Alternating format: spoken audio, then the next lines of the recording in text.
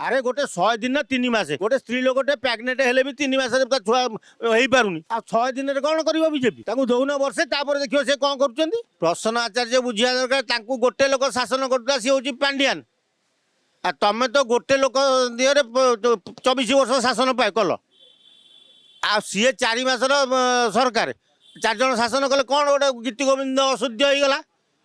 ତେଣୁ ଔଷଧ ବିକଳେ ତାଟିଆ କାମୁଡ଼ିବା ସଦୃଶ୍ୟ ବିଜେଡ଼ି ବାଲାଙ୍କର ସରକାରରୁ ଯାଇଛନ୍ତି ବାଡ଼େଇ ଛାଟି ହେଉଛନ୍ତି କାମୁଡ଼ି ହାମୁଡ଼ି ହେଉଛନ୍ତି କାରଣ 24 ବର୍ଷ ଶାସନ କରି ବହେ ଲୁଟ୍ କରି ଖାଇଯାଇଛନ୍ତି ଓଡ଼ିଶାକୁ।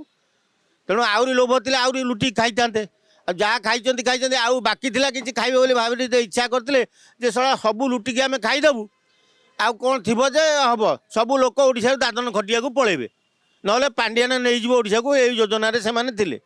ଆଉ ତେଣୁ ଯେତେବେଳେ ସରକାରରୁ ପଳେଇଛନ୍ତି ତାଙ୍କ ପାଟିରେ ଯାହା ପଶୁଛି ସେ କଥା କହୁଛନ୍ତି।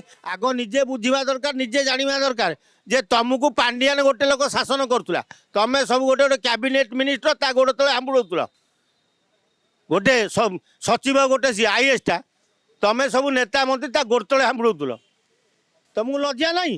ଏବେ କହୁଛ କ'ଣ ନା 4 ଜଣ ଶାସନ କରୁଛନ୍ତି। ଆରେ ଗୋଟେ 100 ଦିନ ନା 3 ମାସେ ଗୋଟେ ସ୍ତ୍ରୀ ଲୋକଟେ ପ୍ରେଗନେଣ୍ଟ ହେଲେ ବି 3 ମାସରେ ତା ଛୁଆ ହେଇପାରୁନି ଆଉ 6 ଦିନରେ କ'ଣ କରିବ ବିଜେପି ତାଙ୍କୁ ଦଉନ ବର୍ଷେ ତାପରେ ଦେଖିବ ସେ କ'ଣ କରୁଛନ୍ତି।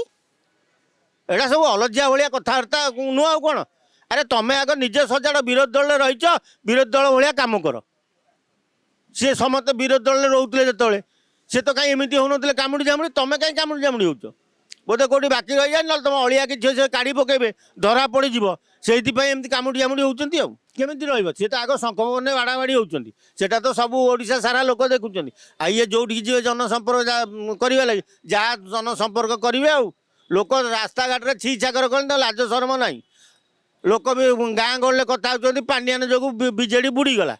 ଆଗ ତମେ ସାକୁ ସଜାଡ଼ ଏ ଶଙ୍ଖପବନରେ ମହିଳାମାନଙ୍କୁ ଯେଉଁଭଳି ଭାବରେ ବ୍ୟବହାର କରୁଛ ତମ ନେତାମାନେ ହଁ ଗୋଟେ ମହିଳାକୁ ଭାଷା କରି ଶୋଧିଲ ସେଇଟାକୁ ତ ସଜାଡ଼ି ପାରିଲନି ସେ ନେତାଙ୍କ ଉପରେ ତ କିଛି ଆକ୍ସନ୍ ନେଇପାରିଲନି ଆଉ ଖାଲି କ'ଣ ନା ଆମେ କରୁଛୁ ପଦଯାତ୍ରା କରୁଛୁ ବିଜେପି ଏଇଆ କରିଦେଲା ସେଇଆ କରିଦେଲା। ଆରେ ଆଗ ନିଜ ଘରକୁ ସଜାଡ଼ ତମ ଘର ତ ଭାଙ୍ଗି ଭୁଙ୍ଗି 3 ଖଣ୍ଡ ହେଲାଣି 5 ଖଣ୍ଡ ହେଲାଣି ନିଜ ଦଳରୁ ତ ଡେଇଁକି ସବୁ ବିଜେପି ଯିବା ଆରମ୍ଭ କଲେଣି 2ଟା MP ପଳେଇଲେ ତା ସତ୍ତ୍ୱେ ବି ତମେ ବାସ୍ଫୋଟ ମାରୁଛ।